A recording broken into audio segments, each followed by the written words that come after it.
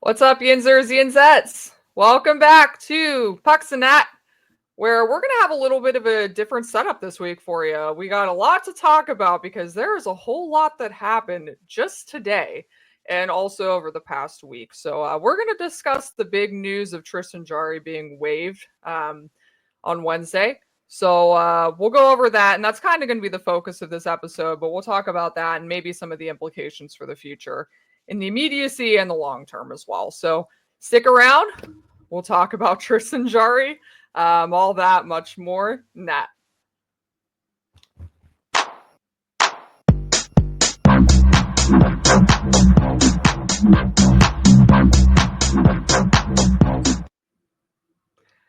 All right, folks. Well, welcome back to Pucks and Nat. We're happy to have you today. One of your hosts, again, Kelsey Surmat's Hockey News. Not going to go through the whole spiel where you can find me again. You've been listening for 9 episodes. We hope that you'll be able to find us on social media at this point. We do want to remind you to find Pucks and Nat on X at Pucks_Nat_pod. That's the same thing on Blue Sky without the underscores. And as usual, I'm joined by my co-host, Hannah Kirkell, and this time she is filming inside instead of outside. Yeah, I was planning on making a joke because you gave this whole great intro about so much has happened today, and I was gonna be like, guys, I'm so touched that you care so much about my warmth and my health, and that we've completely changed the setup of the podcast just to focus on me being indoors. Um, but it didn't. I couldn't figure out a way to land it in my head, so you guys get to know the thought process behind the jokes that were not made. Um, what were we doing? Oh yeah, I'm I'm Hannah Kirkell. I contribute to the sporting news. Yeah, I'm sure you can find me if you want to, but I won't go through the spiel. Yeah, like I said, episode 9, I think we're beyond that at this point. But if you do need to know where to find us, shoot us a message or, leave a comment on our YouTube video after you hit the subscribe button. Send us carrier pigeons. We like that. Or that, yeah. Yeah, good luck finding me in Greensburg, though. It's, I don't know where they would send the carrier pigeon to, but...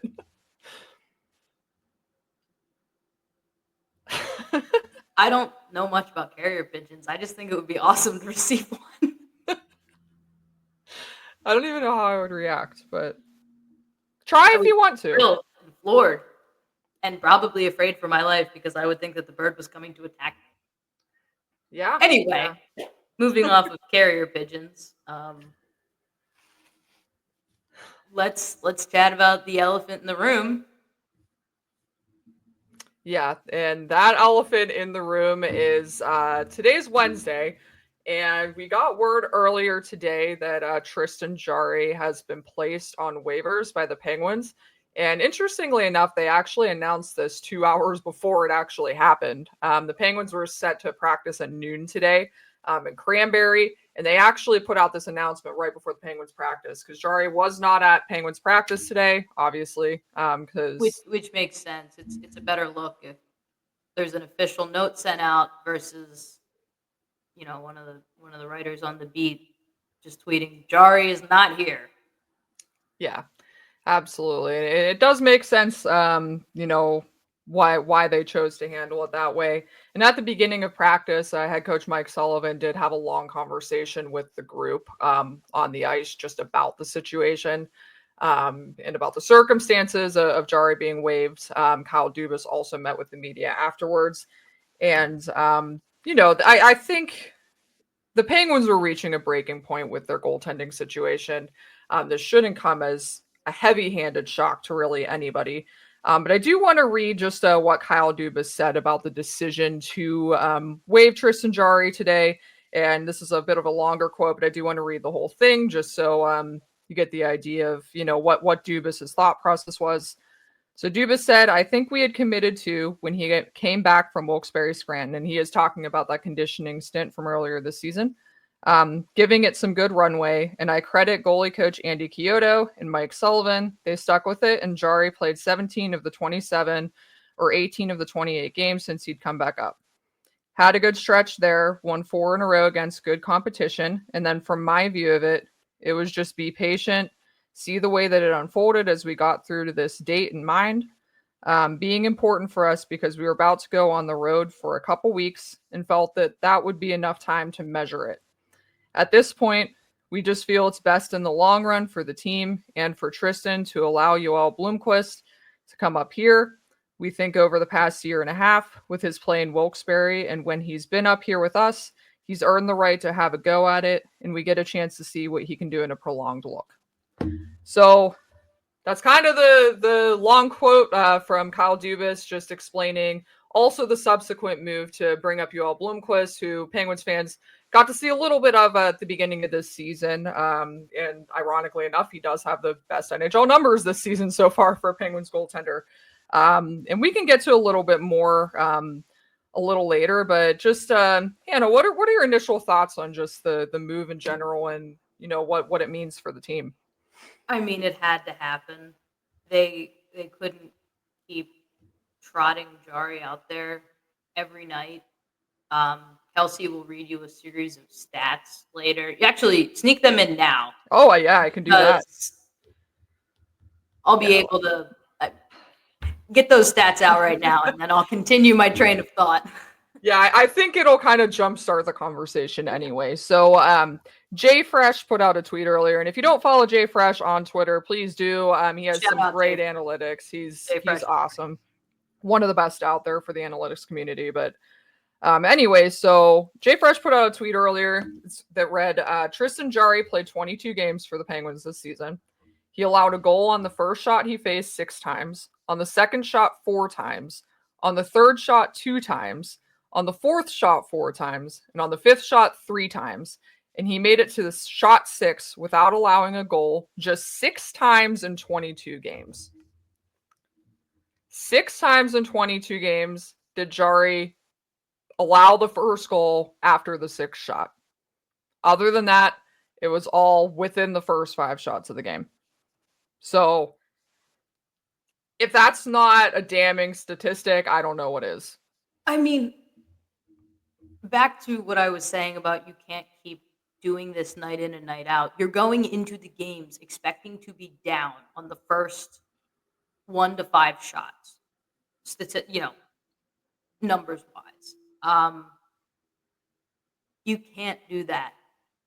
And you can't keep beating the same dead horse. The horse is dead. It is a little bit mind-boggling to me that it was stretched out for this long. But like Kyle Dubas said, they had a date in mind right before the road trip. That does make sense.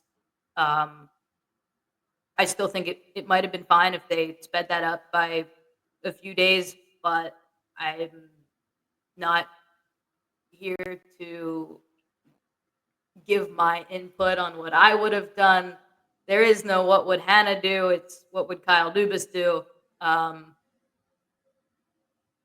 Yeah, it had to happen. It really did. And it's good that it did because it shows the team that they're taking this seriously. Oh, yeah. Right? I mean, if theoretically they continued as is and just stood pat, what kind of a message does that send? Not the right one. I don't know what kind of message it sends, but it's not the message that I would want if I was playing for the team.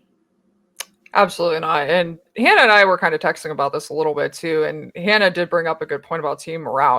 I've been around the locker room, the past several games and after these deflating losses lately, because just we're briefly for the week in review, they had a good, game against the Edmonton Oilers on Thursday. It looked like it was going to kind of springboard them into, a couple, maybe a few more wins after that, because they didn't start after the holiday break very well. But then they dropped, 2 pretty bad games against Ottawa and the Lightning over the weekend. And then you had this loss to Seattle on Tuesday, which was yesterday.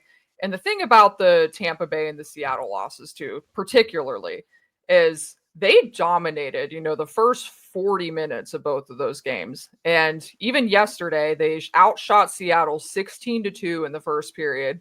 They only had one goal to show for it, but one of those two shots on goal by Seattle was a goal. So, like Hannah said, if you're getting to this juncture where you expect to be down in the game within the first 5 shots from the opposition, you're not putting yourself in a position for success. And even talking to some of the guys yesterday, I did talk to Matt Grizzlick, and they've lost 8 out of 10 since the holiday break.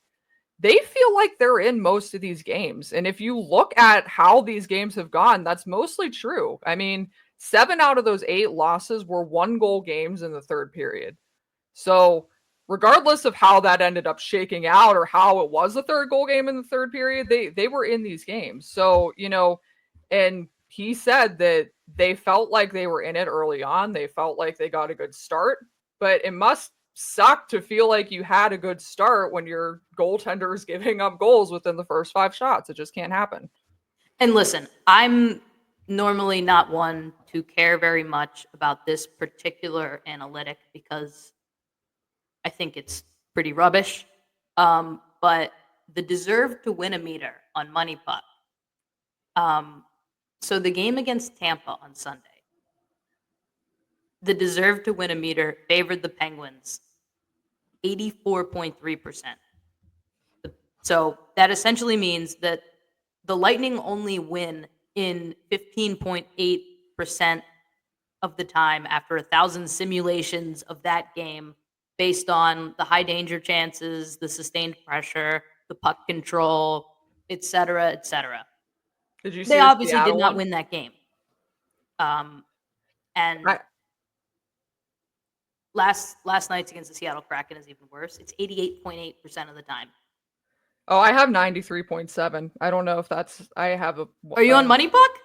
I'm not on Money Puck. I have a screenshot of a tweet, but you're probably more accurate. That might have been before the game ended, so Okay. Yeah, I'll no, go with because yours. like I'm looking at it right now and it's Yeah. yeah. One more really nice stat from yesterday's game. Let's talk about some expected goals and goaltending to get back on this topic. Um, so yes, you can talk about the Penguins finishing woes and about how that is not helping the team very much. You also need to talk about how freaking good Joey Decord was last night. He recorded his first NHL assist on a shorthanded goal, which is pretty cool because I like when goaltenders get assists. That's pretty awesome. But expected goals against Joey Decord, 4.001. Actual goals against, 2. So essentially, he saved 2 goals above expected. On the flip side, expected goals against for Jarry, 1.233. Actual goals against, 3. So that's Yep. like again a 2-goal swing.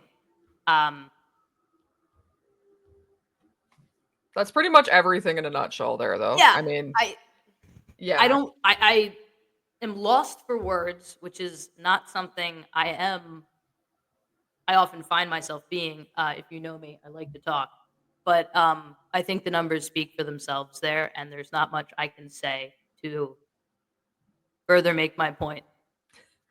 Yeah, and I think this is a case where the advanced analytic does really tell a more detailed story and not the wrong one, because if you look at their raw stats, I mean, Jari and Nedeljkovic are pretty much like tied in raw stats because Jari had an 8-8-4 record, Nedeljkovic has a 7-7-4 record up to this point. They both have 886 save percentages.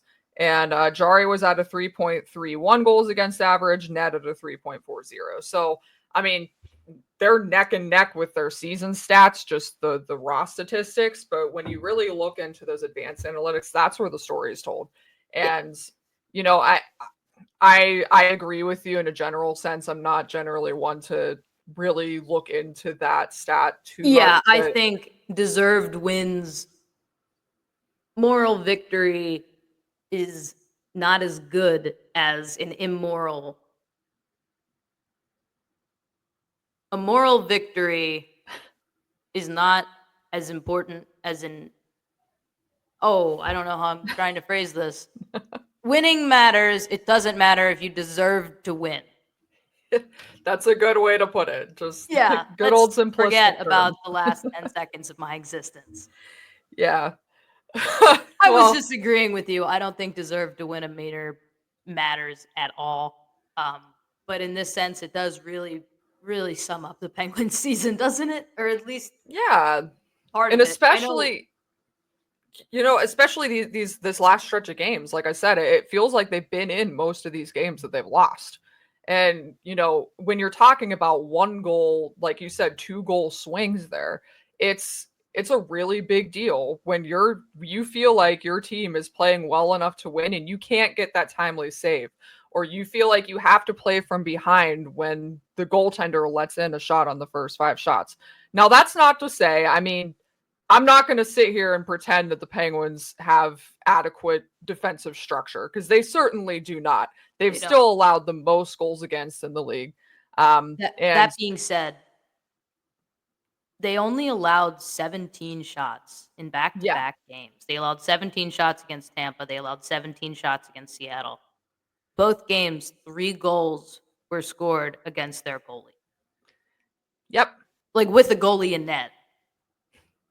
yeah, yeah. And I mean, I think that points to as well something that Mike Sullivan said yesterday after the Seattle game, that the chances they scored on in the third period, those were low danger opportunities. There wasn't much happening on either of those plays. There were defensive breakdowns on both, but you also need a save on both of those. You know what I mean? Yeah. It's tough because the Penguins haven't been a good defensive team for several years now. I mean, this isn't a new thing. The Penguins defense has been struggling for a couple years.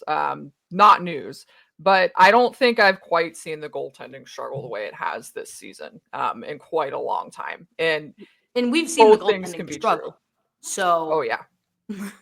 Yeah. And I mean, to kind of just piggyback off of that for a second, I think when you're looking at Nedeljkovic and Jari, I've also seen a few reactions of, why not Nedeljkovic in this situation? Well, if you look at this from the perspective of Blomqvist being the one to get the call, because that's what's happening here.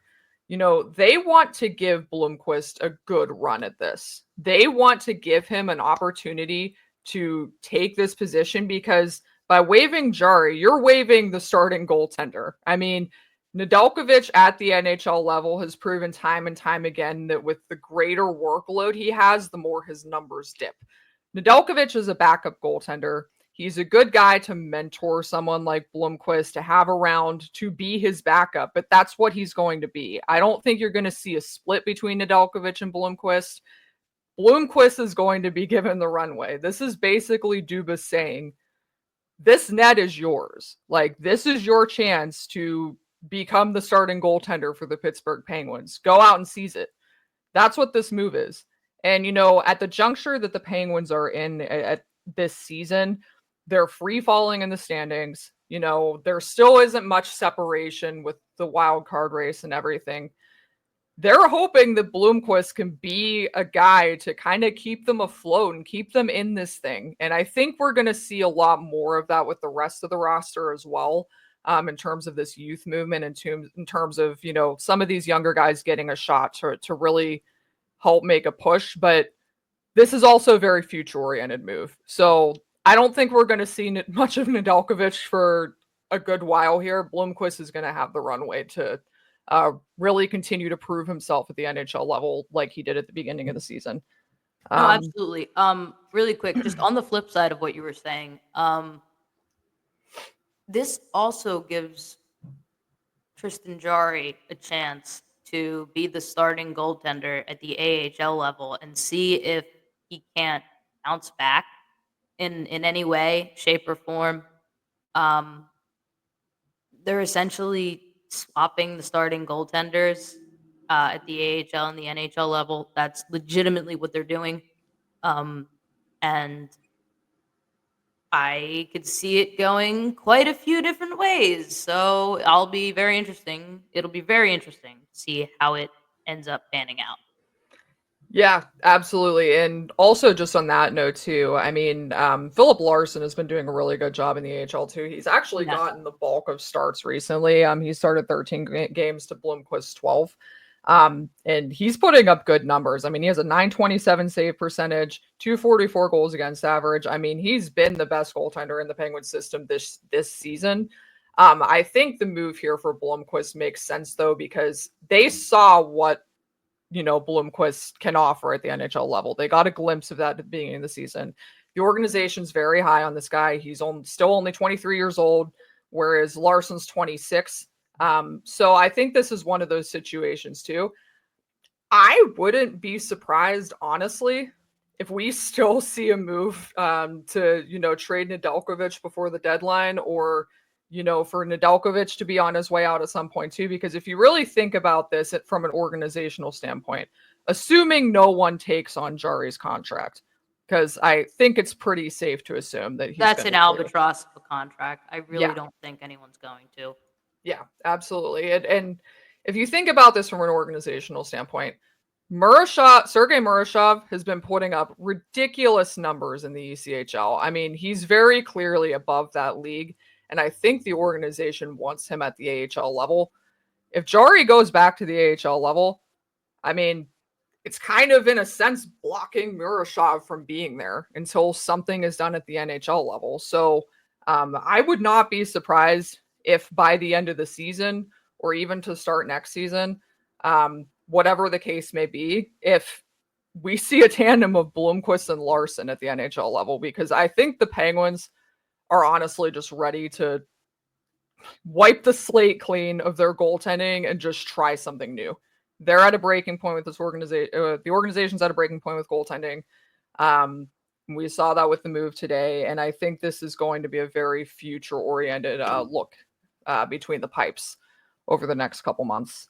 I mean, would you agree with that, or? No, absolutely. I mean, I can't pretend to predict anything that's going to happen in terms of moves, just because I'm not sure how much value Nedeljkovic has. Yeah. And Kyle Dubas is not going to pay anyone to take contracts. He's not going to give up assets, nor should he, because the direction the team is going in the future and in the current, you stockpile those assets, those draft picks, those prospects. You're not going to part with them just to have someone take on a contract, not unless you're a contending team. And the Penguins are not. So so all this to say, I can't even begin to guess what might happen in the next coming weeks. But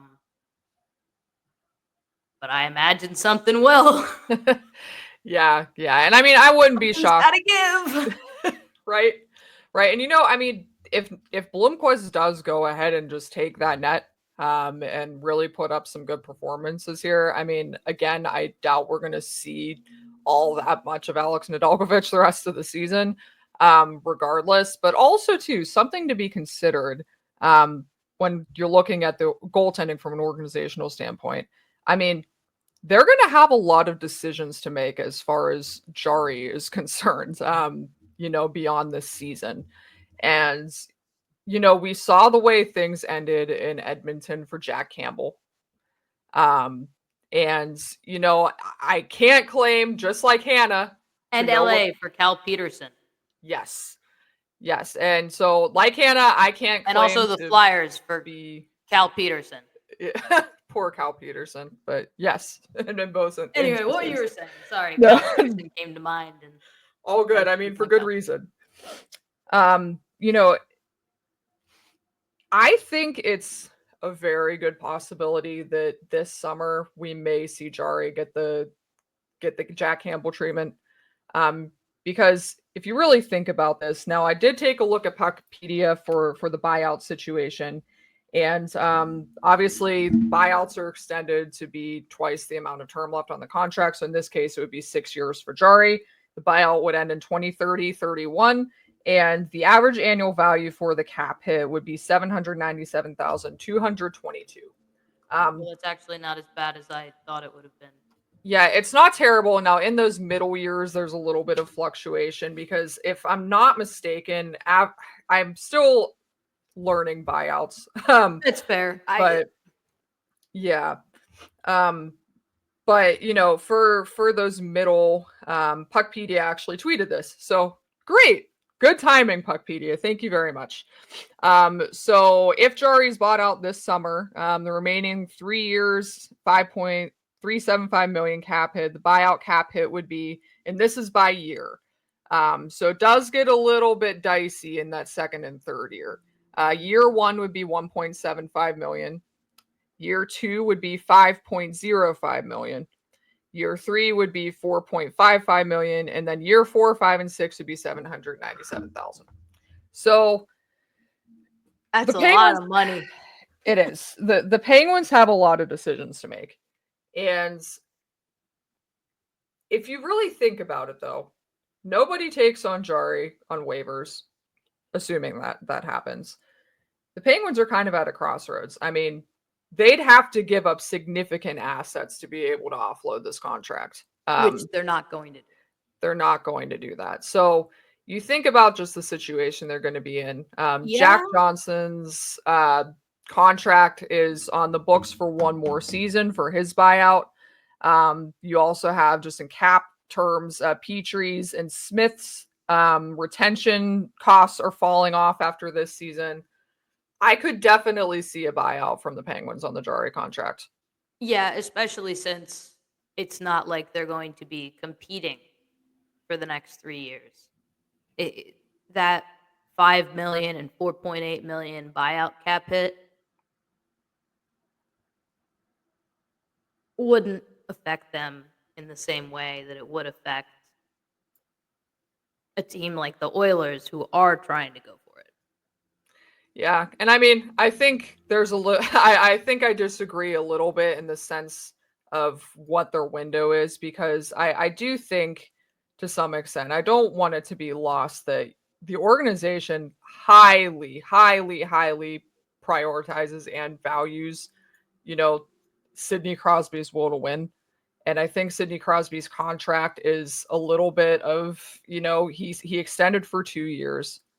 I think the Penguins have they're trying this rebuild on the fly.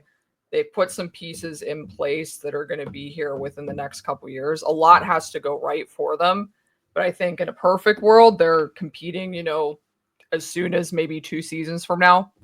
Right. But in a realistic world, I mean, it could happen. I'm not sold out on that yet. I think a lot depends on this summer, and a lot hinges on this summer, because they have 10 draft picks already this summer. And they'll get more. Yeah, they'll have more. And the nice thing about having that much draft capital is that you can leverage some of that for a, young, talented player. And we talked about this last week. I don't think the 2025 first is out of the question if they're getting a legitimate young talent in return. They'll definitely want to hold on to any 2026 assets they have, because the 2026 draft is very, very deep. Right. So, it remains to be seen what this means for the future and what they decide to do with Jarry. But I think they are going to be faced with that buyout question this summer, because what else are you going to do with him? You don't want to stash a $5.5 million goaltender in the AHL. So they have some tough questions remaining. And you also don't want that $5.5 million goaltender to stunt the development of your other organizational goaltenders like Murashov. Honestly, that's more important. I feel like that's more important than the actual contract. It's the fact that he's going to be blocking Murashov and Larson, and not Blomqvist anymore, because good luck, Yoel. But yeah.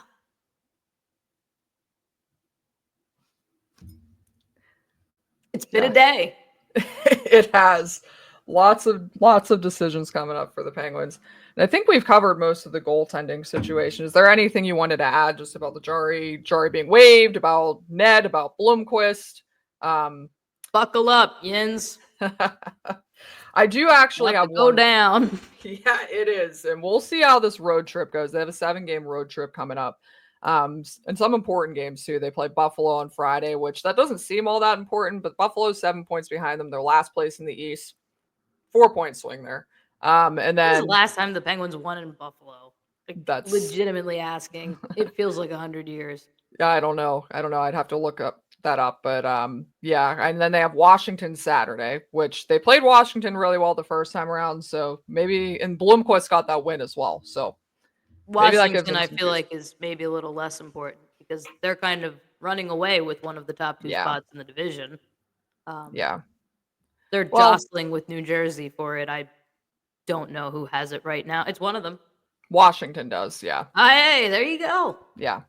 So we'll see what happens, but just a couple just quick stats on Bloomquist too. So in the AHL this season, he has a 912 save percentage in 12 games played. At the NHL level, his save percentage is 904, but that's also including that Dallas game, which everyone probably unfortunately remembers the Dallas game. That was bad. 6 goals in the first period. Unfortunately, that was Bloomquist. He surrendered 3 goals in the first 8 shots, and then Tristan Jarry surrendered 3 more goals after that in the first period. But anyway, turning the page. So taking out that Dallas game where he allowed 3 goals on those 8 shots, in his 7 other appearances, he had a 913 save percentage. And he only had 2 games below 900, and both of those were above 895. He also, interestingly enough, has faced a higher average shot volume than both Jarry and Nedeljkovic. Bloomquist's average shot volume has been 36. Nedeljkovic's was 29 and Jarry's was 28. And those numbers were before the Kraken game. So Jarry's is probably lower now because the Kraken only had what, 16 shots? 17. So, 17. Although, no. Jarry faced 17 shots. The Kraken ended up with 18 shots, I believe, since Okay. Capo Caco put one into the Penguins' empty net. Yeah.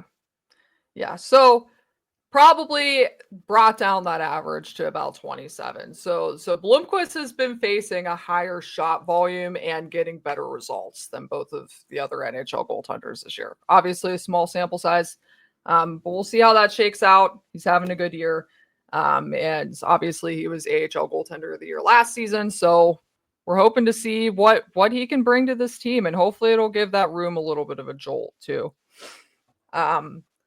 Yeah, I guess just in the same vein, the last thing, unless there's anything else you have that you wanted to talk about, Very, very briefly. yeah, go for it. All right, here's the thing. I see people on the internet saying, "You're almost there, Penguins. You waived you put Jarry on waivers. What it should be is firing Sullivan." Listen, my opinion on this is not going to be very popular. I don't care. Firing the coach doesn't matter on a bad team. It doesn't. It really and truly doesn't. If you want to fire him, that's okay. That's your opinion. You can want to fire him. But if you look at this roster, he's getting more out of them than I can imagine almost any coach getting out of them. Because this is not a great team. It's not. It has been at points, but it can't be for consistent enough amount of time for me to think that it is anything close to being one. That's not Mike Sullivan's fault. You can say, oh, he's not getting them prepared enough. Oh, his system hasn't changed at all. One, yes, it has. And two, you can get me prepared. I can be so prepared to go out there and play hockey against Connor McDavid. But at the end of the day, he's better than me by a lot. And that is what we're seeing night in and night out. We're just seeing a team that isn't as good as people are used to it being. And I know you wanna try to get to the playoffs for Sid one more time, for the core. I think if they wanted Sullivan gone, he'd be gone. I don't think it matters how much of a contract he signed with FSG or how much FSG loves him. I think I could be wrong. Correct me if I'm wrong, please. But I I don't think it matters. I don't. There's people who say, it doesn't matter that he'd get snatched up immediately. It doesn't matter that there isn't anyone on the market right now that's, no big names. Who would we even replace? That doesn't matter. Look at this roster. Look at how it is currently constructed. Do you really think they should be winning these games? Yeah, they get leads. They can't hold them because they're not as good as the other team. They're just not. That's all I got.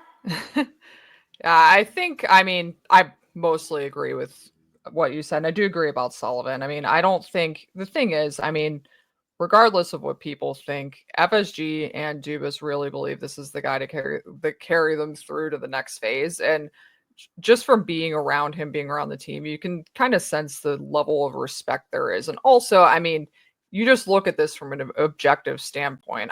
He's considered the greatest American born coach that's walking on the planet right now. He was picked to coach Team USA for the Four Nations and the Olympics. That's not an accident.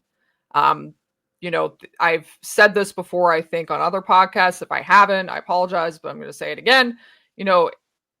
This guy's film, this guy's coaching techniques is literally used in developmental programs for Team USA and for the USHL. Like, this guy is so highly respected in coaching circles that, any team would be lucky to have him as a coach. Now, I can definitely get on board with the idea that coaches do have expiration dates. I do believe that. And No. I'm with you there. Yeah. I just think it doesn't matter right now. Yeah, and That's all. Yeah, I would agree with you, especially for now, because I do think regardless of what does happen with the Penguins in these next couple seasons, whether or not they can pull off the rebuild on the fly and compete within the next couple years, this year was always supposed to be a transitional year. This was never going to be a season where they were really aiming high to compete. And you can look at the moves that Dubas made in the offseason literally to back up that fact. He's going after these younger, high upside guys that are low cost that you're hoping to get something out of. But if not, you're hoping to flip them, for assets. And you can point to guys like Grzelcyk and guys like Hayes. They're taking on these contracts to get picks. They're, hoping to flip those guys like Grzelcyk and Beauvillier and Pettersson. Same thing. I know he's been here a long time, but it's the same idea. They're still going to be selling at the deadline. That was always the plan. They're going to be selling off these unrestricted free agents. And whether or not they try to make a push for next season, whether or not they're going to be competitive in the next couple years, or if that's going to be several years down the line, I don't think this season was ever going to be a consequential one for a lot of reasons. In terms of Mike Sullivan, in terms of the whatever you want to make it out to be. It wasn't ever going to be all that consequential. Now, for someone like Jarry, sure, obviously, we saw the result of that today, but it's because they're transitioning to this youth movement, and we're going to see more and more of that. So I don't think the onus is on Sullivan here either to be getting more out of a roster that just isn't talented enough to, contend for a Stanley Cup. They can still squeak in the playoffs. They obviously still have a shot because the East is just so mediocre. But yeah, look, but when you look at most of the other Eastern teams and you look at their rosters, they're underperforming. Yeah, Can the same be said about the Penguins? I think to a certain extent, yes. Not to the same extent that can be said about Buffalo or Ottawa. Even Ottawa's finding its footing now. And Detroit, they're finding their footing. Yeah. I just think don't think it matters. I don't think this team is good enough to make the playoffs.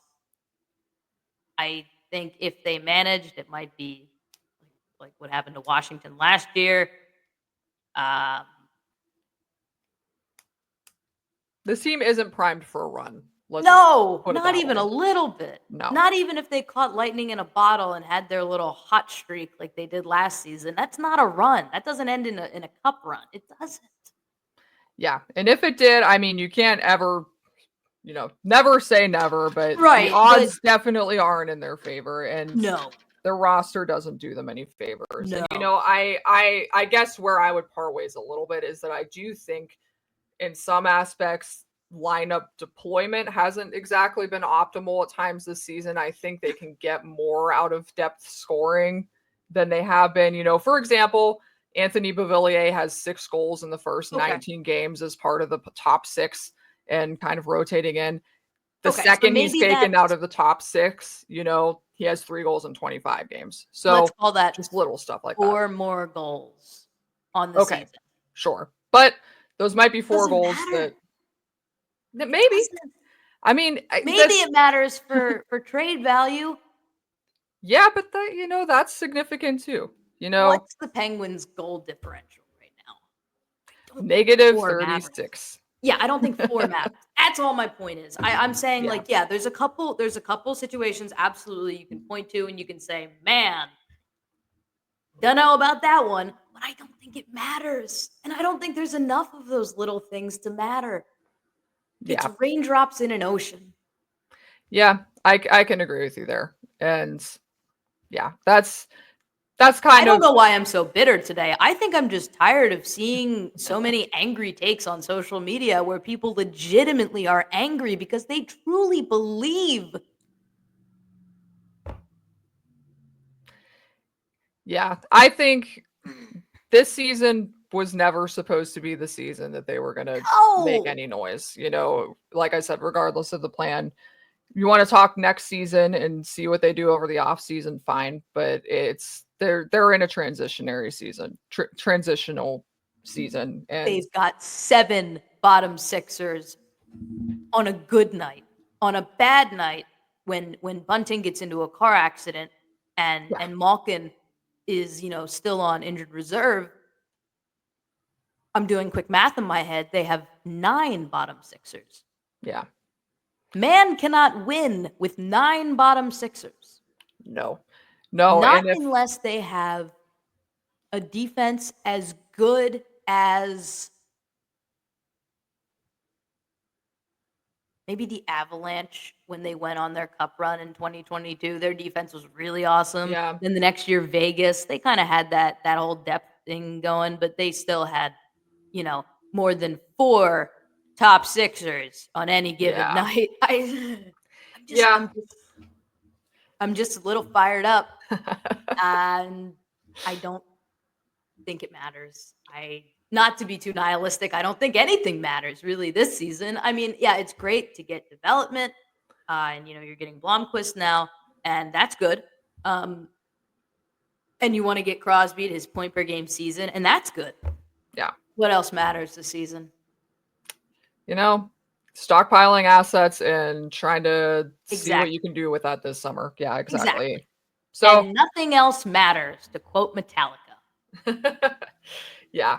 I do think the one thing that does matter, though, is that we probably are going to see some of these younger guys come up from Wilkes-Barre, which will matter for the future for the Penguins, not necessarily for this season, possibly, but, again, they're not primed for a run either way. So just briefly, before we log off here, I do want to talk a little bit about maybe what's coming next for the Penguins, because obviously, the Jarry was the first domino to fall, and it is quite a big domino.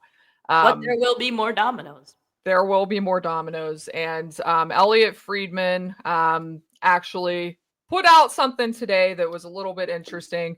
And I didn't know where you were going with this until you said that. I was like, where is she going? Well, I'm sorry. I got no sleep last night. Continue. No, it's fine. So just to kind of transition there. So this shouldn't come as a shock to anybody, really at all. But basically, the Penguins have been taking calls on and shopping Marcus Pettersson, Drew O'Connor, Anthony Beauvillier, Matt Grzelcyk. Now, these are 4 names that shouldn't come as a surprise to anybody. I mean, we've talked about it on this show. Marcus Pettersson and Matt Grzelcyk, you sell them for as high as you can possibly sell them. Grzelcyk's on pace for a career high in points. He's going to break that any second now because he's so far ahead of his career pace and points that he's going to annihilate it. Let me really quickly interject, just because I think I found the perfect fit for Matt Grzelcyk. Oh, go for it. Florida could really use someone like that. Yeah. Listen, when Aaron Ekblad is healthy and he's running power play 1, he's pretty good. I don't think he's doing as good a job as Matt Grzelcyk is doing right now. And when Aaron Ekblad is not healthy, they have Nate Schmidt running power play 1. So even if you want to keep Aaron Ekblad on power play 1, you need someone to run power play 2. Yeah. And Matt Grzelcyk has done a heck of a job running the power play. So I just think he'd be a really, really, really great fit there. I know he's a lot smaller than their defensemen are, and he's maybe not that great in his own zone, but they need a puck moving defenseman, and I think they can have one, especially if they sheltered his role and limited his minutes and kind of just used him as a power play specialist. I think that's fine. Yeah. And I mean, honestly, by my calculation too, I don't really even think he's been that bad defensively lately. I mean, especially no, not that bad. Yeah. I'm just saying by the standard of the Panthers that won the cup last year, that was a defensively locked down team most nights. Yes. So he's not going to fit in exactly with the defensive structure of the team, but I agree with you. I mean, but I think the offense that he brings would balance that. Yeah, absolutely. And, any team, not just Florida, but any team really that's looking for a kind of offensive boost on the blue line for pretty cheap and a power play specialist, Matt Grzelcyk's your guy. He's not going to cost very much, but, hey, take advantage of that if you're Kyle Dubas and the Penguins. If he continues to do as well as he's doing, if he continues to, obliterate his offensive career highs out of the water, maybe you can squeeze a second round pick out of somebody. You never know. He can really run the heck out of a power play. Absolutely. That's all for me. Back to you about the next to hit the trade block. Yeah. So, just really briefly, I mean, I don't think it's going to come as a shock to anybody if Marcus Pettersson is dealt sooner rather than later. It would come as a shock to me if he wasn't. Yeah. I mean, same at this point. We've heard the Canucks for months and months now. We talked Which is why it's not going to happen. Yeah, I know. He's going to go to a team that nobody. He's going to go out of nowhere to Winnipeg or Minnesota. Yeah. Those have been my dark horse picks. I'm just shamelessly boosting with there, but I don't know. He'll go somewhere that no one expected, and we'll all be shocked. But yeah, probably Winnipeg was kind of on my radar too, so I don't think that's out of the question there. But no, it's not, and neither is Minnesota. Honestly, no. And in any case, I mean, if you look at the Penguins' blue line situation, I mean, the way that Pettersson is playing this season, especially Pettersson, he's not having the greatest year. And honestly, if you offload, I think, honestly, and this is a hot take, like a fiery take, but I think offloading Grzelcyk is probably going to have more of an effect on the Penguins than offloading Pettersson would be at this point. Oh, no, I agree. They're going to go down to like 0.5 goals per game. Yeah, because, just literally because of the power play, Grzelcyk has made such a difference on that unit. And I do think the way Erik Karlsson has been playing recently, Erik Karlsson has been deployed on the first unit, in and out the last couple games. And I think he's doing an okay job. But Matt Grzelcyk is their best power play quarterback. Take him out of the equation, I don't think the power play is going to be as good. So no, the power play is going to fall from 6 to like